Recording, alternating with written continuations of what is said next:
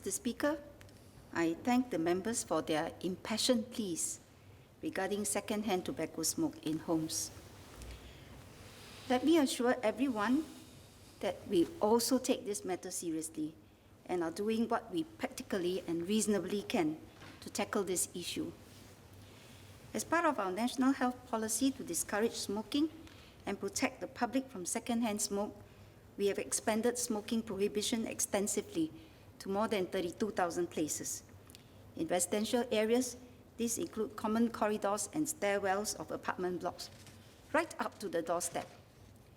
We are now looking into extending the smoking prohibition to even more places. Through concerted efforts, Singapore's smoking prevalence has been driven down to 10.1% in 2020, half the global average of 20%. Mr. Louis Ng and Ms. Polly San have asked my ministry to prohibit smoking at windows and balconies to minimize second-hand smoke drift. We appreciate their intent, but as previously explained during a motion on the same issue in October last year, enforcement is not simple. First, let me clarify the intent of Sections 43, 44, and 45 in Part 5 of the Environmental Public Health Act, or EPHA, which are on the abatement of public nuisances through the use of nuisance orders, and explain why they cannot be used to prohibit smoking at windows and balconies. This part of the EPHA was enacted in the context of 1960s Singapore to provide for quick mitigative action to arrest public nuisances from specific industrial activities. It is not the purpose of the EPHA to deal with smoking prohibition. This is why the Smoking Prohibition in Certain Places Act was enacted in 1970. Part 5 of the EPHA addresses public nuisances that affect the public at large and not private nuisances which interfere with another person's use or enjoyment of his property, which is the situation with smoking in homes. To achieve deterrence, not only do we need the appropriate law, we also need effective enforcement. Unfortunately, NEA's assessment is that this is not achievable with current enforcement modalities and technology. If we were to prohibit smoking at windows and balconies, we can be sure that there will be smokers who will find ways to avoid getting caught. They could smoke in balcony corners or in toilets with windows or ventilation fans, which some already do. Smoke will inevitably seep out and can still travel to neighboring units, so the problem remains. We cannot prosecute people based solely on complaints of smoke or smell or smoke wafting from neighboring units. We have to catch the offender in the act of smoking at the balcony or window, or have witnesses come forward to testify that they witnessed the act. Yet complainants are often unable to accurately identify the source of the smell or smoke. Each case will require extensive manpower and resources to investigate, with no guarantee of successful enforcement. Furthermore, to undertake investigation, we'll need to accept significant social trade-offs. As noted, smokers who want to evade enforcement are unlikely to stand in full view at the balcony or window. To clearly capture a window in the act of smoking at windows and balconies, cameras could have to be of sufficient resolution and trained directly into units.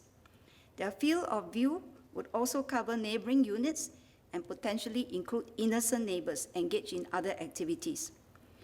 Are we prepared for such intrusive measures? These are just some of the many challenges faced in catching the culprit, given current technology. Residents could become even more frustrated as there is a law, but with great enforcement difficulties. Even for high-rise littering, where there has been a significant number of successful enforcements, many still express frustration that offenders have not been caught, an issue that has also been discussed in this House. As people spend more time at home nowadays, NEA has stepped up its enforcement efforts in HDB estates to address the issue of second-hand smoke in homes. 11,000 tickets were issued in 2020 compared to 7,100 in 2019 for smoking in prohibited areas such as common corridors and stairwell of flats, which can lead to second-hand smoke in homes.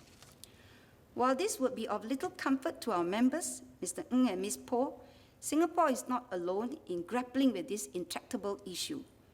Other jurisdictions have attempted regulation, and when doing so, they have done so on a very selective basis. And more importantly, they have not experienced clear success. Norfolk, Virginia banned smoking in public housing rental units in 2018. Non-compliance could result in the termination of the tenant's lease, a huge consequence. The situation improved in the first month, but within a year, the situation has reverted to what it has been previously, as smokers resume smoking at home. Why so? While the consequences were real and serious, the chances of being caught were not. We also need to recognize that there are wide-ranging views on this issue which touches fundamentally on an individual's right in his own home. Prohibiting smoking in homes, even if just at windows and balconies, is controversial. Homes are private spaces, and it can be viewed as intrusive for governments to regulate what people can and cannot do there. Last year, the City and County of San Francisco put forward a proposal to prohibit smoking in all multi-unit residences. The legislation did not garner enough votes and was not enacted, as some tenants contended that the ban would infringe on their personal rights inside their homes. For Singapore, we must address this potentially divisive issue in a way which strengthens rather than hinders our efforts to cultivate a gracious and cohesive society. For example, residents are coming together to discuss ground-up solutions to address neighborly issues, including second-hand smoke in homes, under the Municipal Services Office, or MSO's, Love Our Hood initiative. MSO has rolled this out in Mountbatten and Mount Pioneer and will be bringing it to Bukit Gombak. We will also keep a lookout for innovations and technological solutions. In June, 2 designated smoking points, or DSPs, with improved designs were set up in Clementi as a community pilot project. We will monitor the outcome of this latest pilot study on the effectiveness of DSPs to reduce smoking in homes. Last Friday, M&D called for proposals for innovative solutions on managing second-hand smoke from neighboring homes. Technological solutions that remove second-hand smoke at source or prevents its drift could bring reprieve to affected residents.